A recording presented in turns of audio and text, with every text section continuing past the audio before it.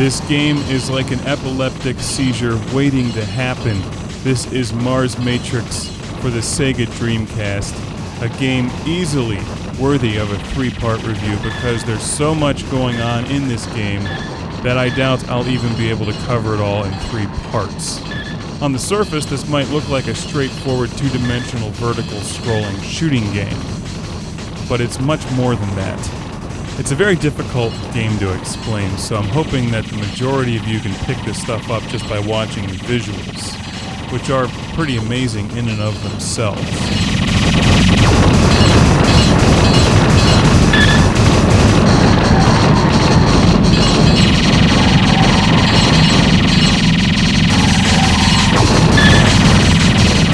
Your fighter ship has 3 basic weapons: your standard green shot, the Powerup that looks like a little pink hurricane that surrounds your ship, and then your laser sword thing that's like the bluish-purple blast that comes out of the front of the nose of the plane but doesn't actually shoot across the screen.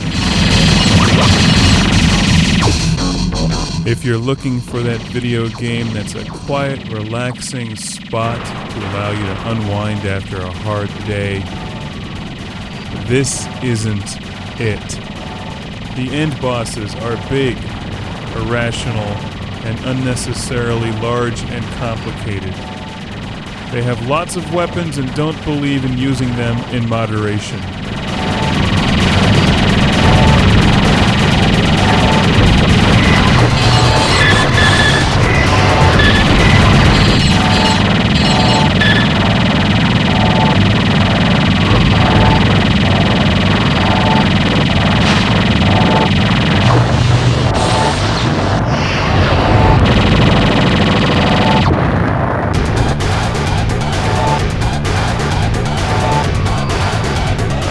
Top left, you might notice something called experience level, and the majority of the times that I blow something up, they eject a gold cube into the air that I collect, and then a number appears.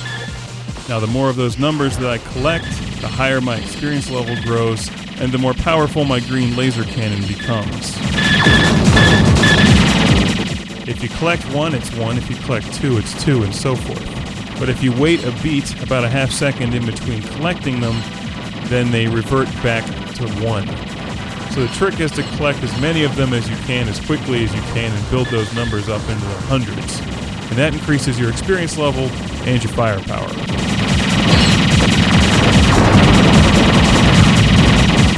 You can pretty much run over the enemies in this game. You're not going to explode by crashing into things. However, your ship will explode if it's hit by one of the enemy shot. If you're about to get hit, you can throw on your pink hurricane, as I call it. That makes you invincible and also attracts all of the enemy laser blasts around you, which you can then unleash upon them.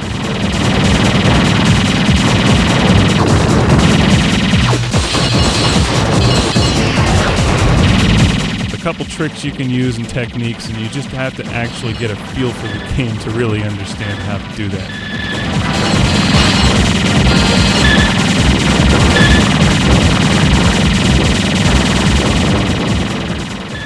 Playing Mars Matrix, you have to be extremely aggressive and try to destroy everything on screen as quickly as possible, preferably even before it gets onto the screen, because every enemy seems to unleash this ridiculous volley of blue and pink laser blasts at you, and it's practically impossible to dodge everything.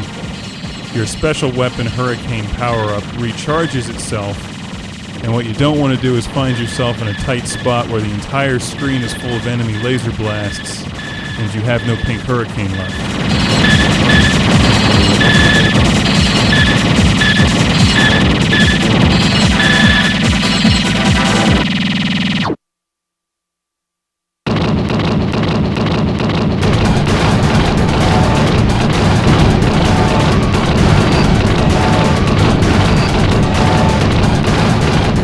Most of these science fiction shooting games that we can think of have abstract titles like Border Down, Radiant, Silvergun, Truxton, Wind Squid, Geikyo Shooting King, and Mars Matrix. Mars is an interesting choice, the 4th planet in the solar system, named after the ancient Roman god of war, who would have surely enjoyed this game because of the amount of destruction wreaked upon the surface of Mars, the planet named after him.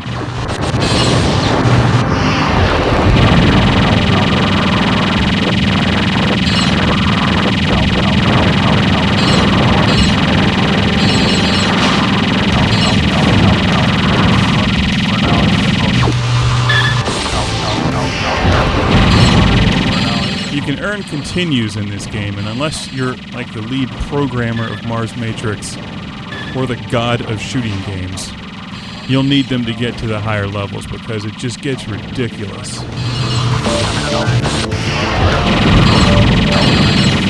And we'll get into that in part 2 when we pose the question, is there life on Mars, and do they listen to techno? Now, this game was released in 2000 for the Dreamcast, and it's a good thing they named this game Mars Matrix instead of Pluto Matrix, since Pluto has been declassified as a planet.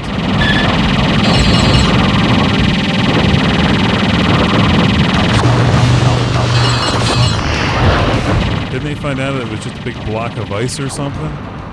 Like, that would have just sucked if you'd have spent all this time making Pluto Matrix, getting everybody really scared of Pluto because of the army of techno-wielding, meth-ingesting aliens on there, only to find out their planet was delisted as an actual planet. Like, they'd have been the worst enemies ever. You show up, and they're all standing outside of Pluto with their bags packed because it just got declassified from a planet to a giant floating ice cube. Be like, hey, I just came here in my blue spaceship to blow you guys up. What's going on? You know, and they're just sitting around looking kind of dejected, like, whatever, dude, have it. You know, want some ice?